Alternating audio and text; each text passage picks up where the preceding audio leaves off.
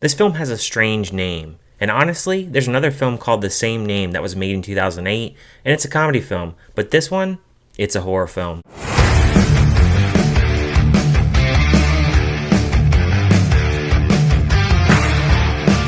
Hi everyone, welcome to the channel. My name is Ryan, and today on the channel I'm going to be talking about a horror film called Baghead, which is premiering on the Shudder streaming service on April the 5th, and I got an early screener to check this out and let you guys know if it's worth a watch. Now, it's directed by Alberto, Corredor, and this is his directorial debut, and it is based on a short of the same name. It stars Freya Allan, Jeremy Irvine, Ruby Barker, and Peter Mullen. Following the death of her estranged father, Iris learns that she has inherited a rundown pub located in Berlin, and she needs to fly there to actually work out all the stuff that is going on with the estate.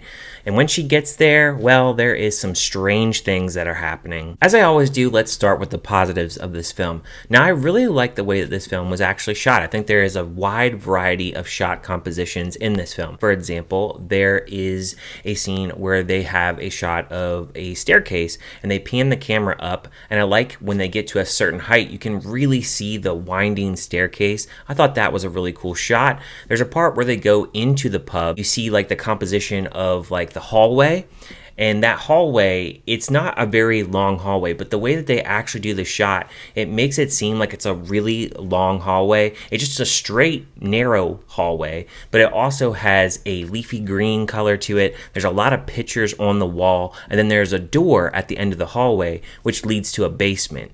Before they even enter into the pub, you can tell that it's very deserted around that pub. It doesn't seem like they would have customers. It seems like a pub that has just been sitting there for a long time, and maybe there was some problems maybe within the economy, but there's no one around and it just feels very dead, and you definitely feel that dread before she even goes into the pub. Sound-wise, I also think the film is done pretty well. It was never too quiet in the sound, never too loud. It was just right, even when there is some terrifying moments actually coming up.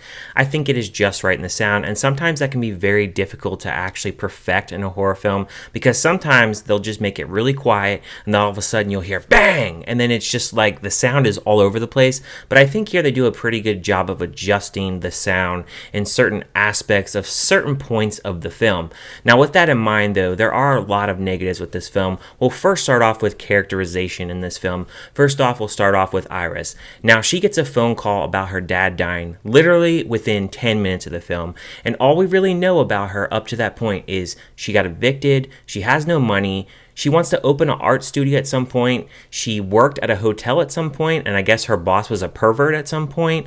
And also she has a best friend, which her best friend has to buy her ticket to go to Berlin because she's completely broke. There's a lot of exposition in the movie, and a lot of it is explained within 30 minutes of the movie, with a little bit that is left to be desired later on in the film. It also shows the entity way too quick, which takes away any intrigue or any kind of scary moments within the film. Also, with the scary moments, a lot of the jump scares in this film are very much telegraphed, so it takes away from a lot of the horror elements of this film. That is one thing that is a rookie mistake. This is a first-time director, and being this is their first horror film, and adapting that from a short to a full-length film, I think you really feel the length of this film, mainly because a lot of this film, it really centralizes on the fact that you have somebody that is wanting to talk to the dead. That's really where this film, it really centralizes on a lot of the horror elements right then and there, but it also focuses on grief, trauma, different things that really go down in past relationships that really affect a certain character. I've seen many people say that Iris is a really stupid character that makes a lot of stupid decisions. Well, I think you have to really go back to the beginning of the film here. Obviously, she doesn't make good choices from the get-go. She's not a responsible person. She really doesn't have her life together. Her dad was absent from her life, and I don't know if that's really her fault or his fault. It seems like it's his fault for the most part, but it could be both their faults. It doesn't seem like she was very close with her mother, and when you don't have those parental figures, you don't make a lot of wise choices, and of course some of those choices, they could be common sense, which is something you can't teach, but I think actually her character is actually spot on for how she is built as far as the beginning of the film, because it's very apparent that she's not a responsible person.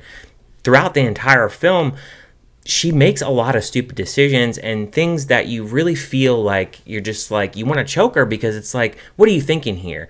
For instance, obviously, she's talking to this random stranger that wants to give money so he can talk to his wife, which she needs the money. She's broke. I completely understand that decision. But again, I can understand he's a stranger. She doesn't know him. She shouldn't really invite him into her pub, which is a strange thing that she actually does. Towards the middle of the film and towards the third act even, I started to really detach and deteriorate from the film itself, mainly because it just felt like we were going in circles. Towards that third act, we get a little bit more exposition and more explaining of certain instances, and you're like, ah, okay, and certain reveals, and you're like, okay, so I get it now. But then it just felt like there were certain instances where we're just going around and around. Picture this: if you have a kid that wants to go on a ride at an amusement park and they go on that ride 3 or 4 times, you have to join them, and you just get sick of it by the 3rd or 4th time. That's how I felt about this film. I just felt like it was going around in circles. We were doing the same thing, rinse and repeat, and it felt like we weren't getting anywhere for a little bit. Then we get into that third act, and there's some reveals, and I was like, okay, I get it now. Certain things, it's just not going to work for what this person was trying to do. And by the time the film actually ended, I was just kind of a little unsettled as to how I felt about the ending, mainly because I felt like they were trying to set it up for a sequel, which I don't think that will ever happen.